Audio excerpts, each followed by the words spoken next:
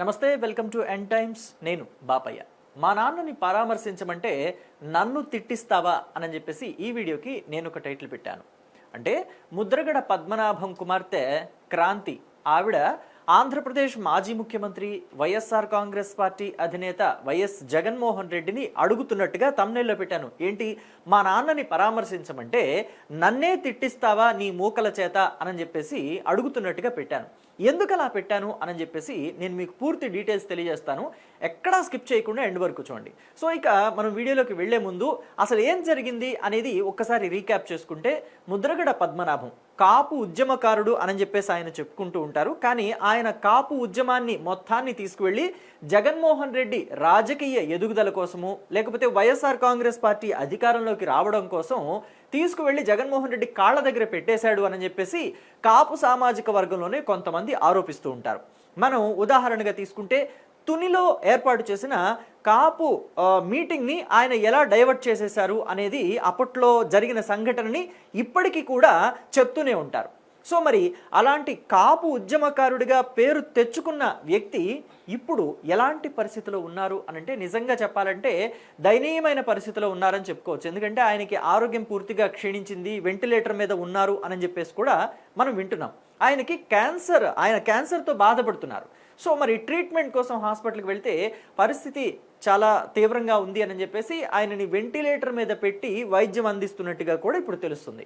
So మరి అలాంటప్పుడు జగన్మోహన్ రెడ్డి ఆయనని నేరుగా వెళ్ళి పరామర్శించాలా అక్కర్లేదా? ఆయనకి కేవలం ఆయన కొడుక్కి ఫోన్ చేసి మీ నాన్న ఆరోగ్యం జాగ్రత్తగా చూసుకో, నేనున్నాను అని చెప్తే సరిపోతుందా? లేదు కదా. వైసీపీ కోసం ఆయన చాలా పాటుపడ్డాడు. వైఎస్ఆర్ కాంగ్రెస్ పార్టీ అధినేత జగన్మోహన్ రెడ్డిని ముఖ్యమంత్రిగా చూడాలనుకున్నాడు. 2019 ఎన్నికలకి ముందు జగన్మోహన్ రెడ్డి పాదయాత్ర చేస్తున్నప్పుడు ఆయన వెళ్ళి ఆలింగనం చేసుకున్నారు జగన్మోహన్ రెడ్డిని. అంటే ఎంత అవ్యాజమైన ప్రేమ జగన్మోహన్ రెడ్డి మీద ముద్రగడ పద్మనాభం చూపించారు అనేది ఇక్కడే మనకు అర్థమవుతుంది.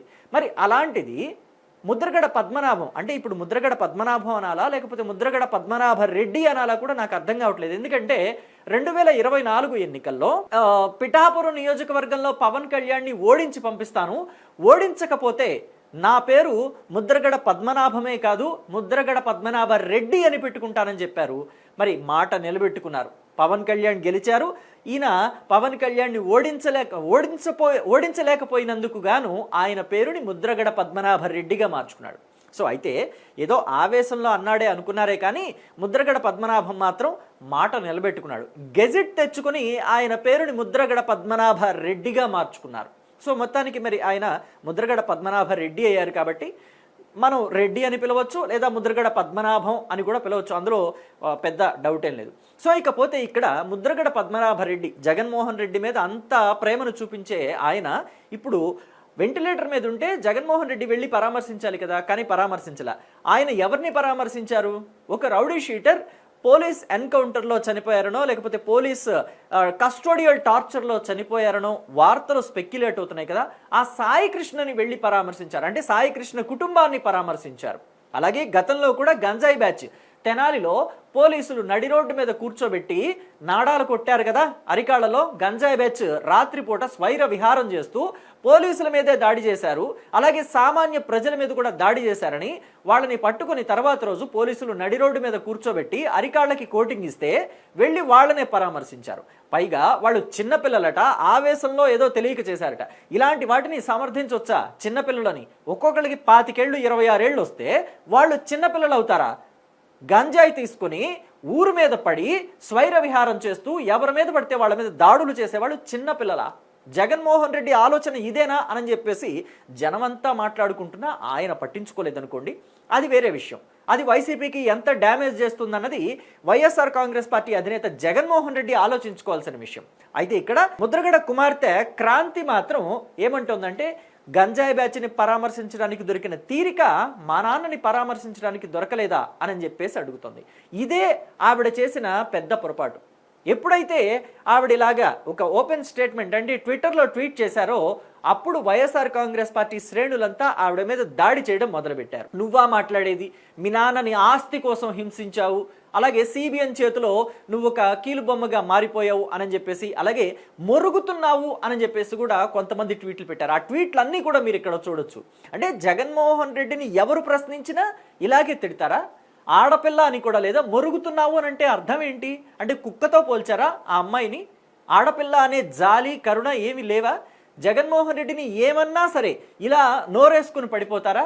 ఇలా విమర్శలు చేస్తారా? ఇలా దారుణంగా ట్రోల్ చేస్తారా? ఇది వైఎస్ఆర్ కాంగ్రెస్ పార్టీకి ఎంత డ్యామేజ్ తెచ్చిపెడుతుంది అన్నది ఆ పార్టీలోని పెద్దలు కూడా ఆలోచించుకోవాలి. కేవలం జగన్మోహన్ రెడ్డే కాదు, ఆ పార్టీలోని సీనియర్ నాయకులు, అంటే జగన్మోహన్ రెడ్డికి అనునిత్యం కూడా సలహాలు ఇస్తూ ఉంటారు కదా, వాళ్ళు కూడా ఆలోచించుకోవాలి. జగన్మోహన్ రెడ్డి ముద్రగడ పద్మనాభ రెడ్డిని పరామర్శిస్తారా లేదా పక్కన పెడితే, పరామర్శించకుండా వదిలేసినందుకు వైసీపీకి ఎంత డ్యామేజ్ వచ్చిందో. అంటే జగన్మోహన్ రెడ్డి ఎవరినైనా సరే ఇలాగే వాడుకుని వదిలేస్తాడు. గతంలో కొండా సురేఖని, అలాగే వాసిరెడ్డి పద్మని, ఇలా కొంతమందిని వాడుకుని, అంటే రాజకీయ పరంగా వాడుకుని పక్కన పెట్టేశారు అని చెప్పేసి మాటలు వచ్చాయో, ఇప్పుడు ముద్రగడ పద్మనాభం అరియాజ్ పద్మనాభ రెడ్డిని కూడా అలాగే వాడుకున్నారు. ఆయన ఆరోగ్యం బాలేదు, ఆయన పని అయిపోయింది, సో ఇంకా ఆయనతో మనకు అవసరం లేదు, ఏరు దాటే వరకు ఓడమల్లన్న, ఏరు దాటాక బోడి మల్లన్న అన్నట్టు జగన్మోహన్ రెడ్డి ముద్రగడ పద్మనాభాన్ని పూర్తిగా వదిలేశారు అని చెప్పేసి ఆ పార్టీకే చెడ్డ పేరు వస్తుంది. ఆ చెడ్డ పేరుతో పాటుగా ముద్రగడ పద్మనాభం కుమార్తె క్రాంతిని తిట్టించిన చెడ్డ పేరు కూడా ఆ పార్టీకి వస్తుంది.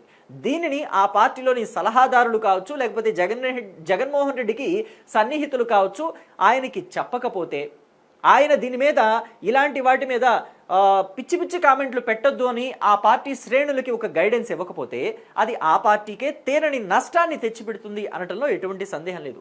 మరి దీని మీద మీ అభిప్రాయాన్ని కమెంట్ బాక్స్లో తెలియచేయండి. Thank you.